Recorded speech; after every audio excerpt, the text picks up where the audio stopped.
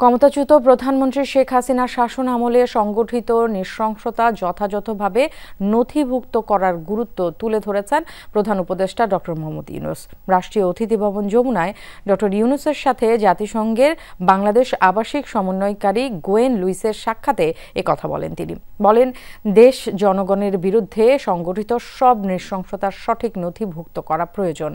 এ সময় লুইস জানান, জাতিসংঘের মানবাধিকার বিষয়ক হাই কমিশনার ভলকার তুর্ক 5 মার্চের 55তম অধিবেশনে এই প্রতিবেদন নিয়ে সদস্য রাষ্ট্রগুলোর কাছে বিস্তারিত তুলে ধরবেন।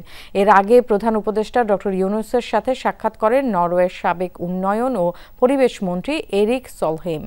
সাক্ষাতে নরওয়ের পরিবেশ মন্ত্রী বলেন, নবায়নযুক্ত জ্বালানি ও কার্বন বাজারে বড় বিনিয়োগ আকৃষ্ট করতে পারে বাংলাদেশ।